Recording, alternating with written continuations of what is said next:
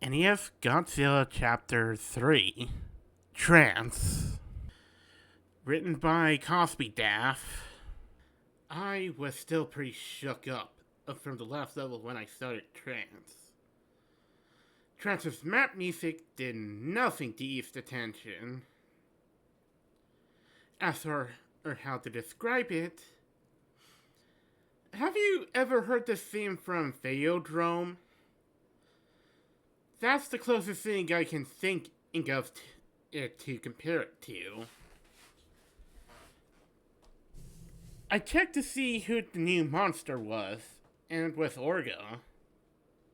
A monster who didn't make his film debut until 2000, appearing in a game made in 1988. So much for my theories about Titanosaurus and Biolante. There's no way this game was made in 1988. Those guys at Toho may be smart, but I'm sure they couldn't see that far into the future. If they could, they never would have given Roland Emmerich the rights to make a Godzilla movie.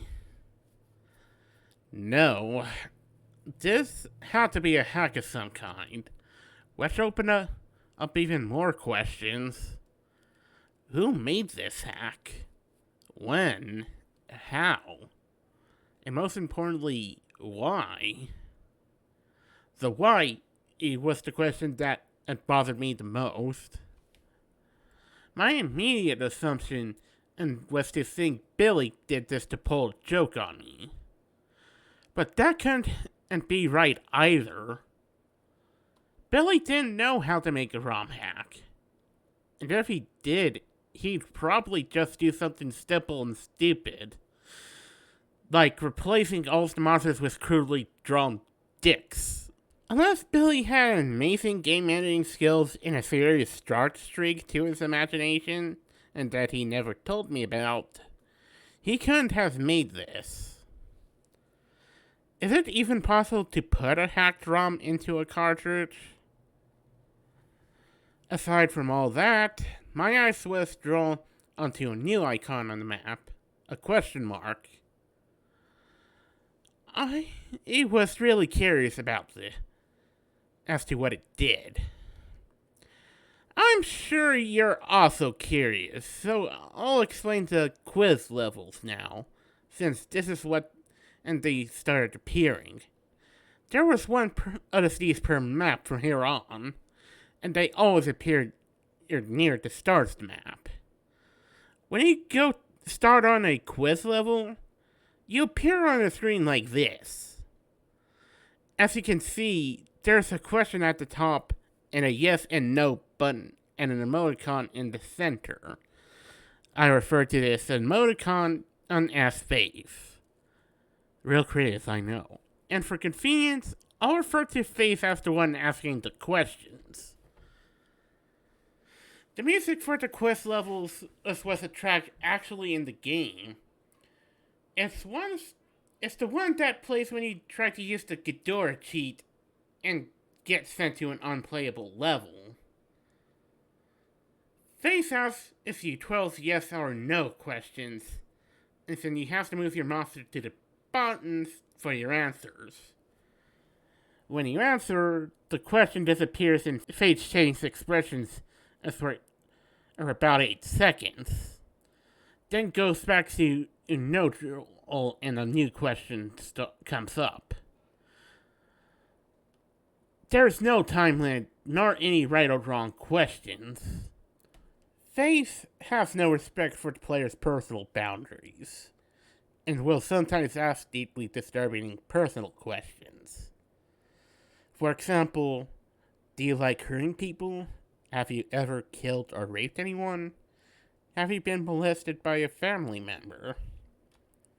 Other times he would ask questions that were either mind-numbingly stupid, if the sun hot or the water wet, or just flat ridiculous ones, like, does your dog like the president? And maybe once per quiz, Face would ask you about the game. With one exception, Faces or expressions and changes seem to have no effect on the game, except for indicating what the game creator thought is your answer. His reactions rarely made any sense, and at first I thought they were randomly chosen. The questions never followed a pattern. Face never stayed on the same subject for more than 2 questions. Early on, there were questions that made me think Faith was building up to something, only to and ask some stupid garbage. Here are the expressions that I saw while playing. I'll separate them into 2 categories: the expressions I understood and the expressions I didn't. First are the expressions I understood. Neutral, his default expression. Angry. If you try to attack Phase, his expression changes into this, but nothing else happens. Sad, happy, sick, maniacal. Phase made this expression when he was being an asshole. You'll see what I mean later. Surprised, love, annoyed, confused, guilty/hurt. Here are the others. 2 of these only appeared once, numbers 1 and 12. And I suspected they might have been in-jokes from the creator. Their respective questions were, do you like ice cream and are you a tough guy? As for the questions in the first quiz, luckily I had a notepad and pen handy. I have problems remembering things, so I often carry one around to jot things down. And sometimes I doodle in it when I'm bored. So when the first quiz started, I thought I'd record what happened. I'm glad I did. Here are the first series of questions, my answers, and Face's reactions. Do you like the game? Answer, yes. Reaction, happy. Are you afraid? Answer, yes. Reaction, surprised. Are you over 18? Answer, yes. Reaction, weird face number 5. Do birds have any teeth? Answer, no. Reaction, love. Is peanut butter good? Answer, no. Reaction, sick. Does the moon rotate? Answer, yes. Reaction, weird face number 11. Do you have a job? Answer, yes. Reaction, confused. Do you like hurting people? Answer, no. Reaction, annoyed. Is the sun hot? Answer, yes. Reaction, sad. Do you like dogs? Answer, yes. Reaction, happy. Is the president good? Answer, yes. Reaction, weird face number 3. Does your dog like the president? Answer, no. Reaction, angry. Now that I've explained all that, time for the gameplay. After the quiz level, I tried the new green temple icon first. Wow. Maybe this is why the game was so weird. One of the designers was clearly drugged out of his mind. Jokes aside, I was quite impressed by the graphics of this level, as disorienting as they were. But I hate those creepy blank staring statue faces. The music had a hypnotic Indian techno vibe to it. There were 2 new enemies in this level. A flying ghost type thing with a trunk, and a bat with a horse skull for a face. They appeared at random, but I was lucky enough to get a screen cap of them both. Then I proceeded to a blue mountain level, expecting another nice calm stroll. I took my time walking through and was completely taken by surprise when this happened. Not Megora came in speed towards me and took off quite a bit of my health. Also in his tentacle scrolls. It only took me 2 minutes to kill him without having to worry about the time limit. But the boss monsters never showed up in the scoring level in the normal game. I was worried as to what other rules the game would break. After another Blue Mountain stage, it was time to fight Don Farron, whose replacement was the most bizarre things in the game. This strange creature attacks you by kicking, and also opening up his chest and firing heat-seeking missiles. I still don't get it. The missiles were sometimes a pain to deal with, but I found out you can tell them with the way. Non-Farron was probably the easiest of the monster replacements. The same cannot be said for Not Hedorah.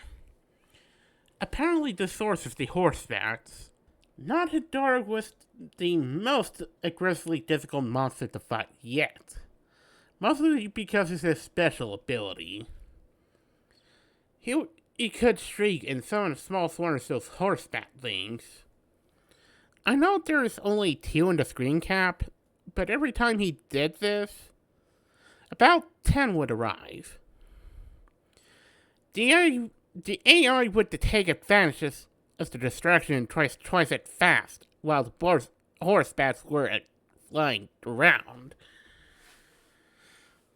Once that noise was over with, I went through a green temple level to kill some enemies to restore my health. Interestingly, none of the horsebacks showed up after Not Hedorah was killed. And that's when I got an idea. If killing all of the monsters makes the red face show up, what would happen if I avoid fighting Orga and go straight to the base? So I gave that a try. The game told me there was no monster there when I tried to start the base level. And immediately afterward, the game took control of my Godzilla piece and moved it in front of Orga. My little trick didn't work, so I tried to prepare myself for another chase.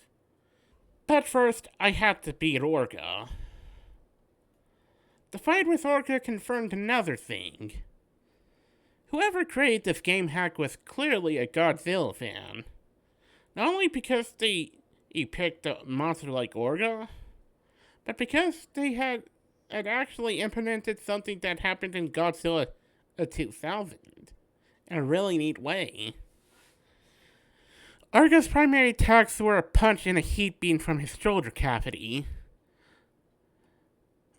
But once it got him to half his health, he did something new. He would expand his jaws and try to swallow Godzilla, in the process stealing your health and energy. In doing so, he gave himself a new weakness. Firing a heat beam into his mouth would take a devastating 4 bars off his life meter.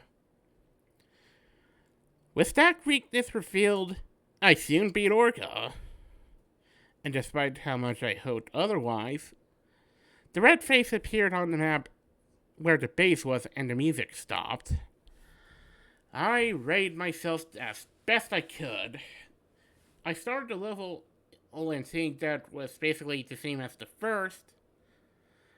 I didn't waste just a millisecond before I started calling ass. I soon encountered obstacles in the form of ground tiles, suspended in the air. Most of them you can jump over or destroy, others you can have to crouch under. About 40 seconds into it, I heard the horrible bellowing roar, and the spider beast is following close behind me. Stacks of obstacles barely slowed it down. It would back up and then charge its way through them, smashing them into bits. And when these smaller obstacles got On its way, it would expand its jaws and swallow them whole. I was afraid, but with fast thinking and faster button pressing, I managed to escape him yet again. I felt really excited, and I laughed and said, "Not this time, asshole." I decided to take a screen cap to celebrate. But when I said that sentence, just before the level ended, the monster did something that made my blood run cold. It looked at me. That wave of moral terror overtook me again, and I sure as hell wasn't laughing anymore. I took another screen cap of the next level title right before I rushed to the bathroom to splash some water in my face. And to take a piss I nearly failed to contain when that fucking thing looked at me.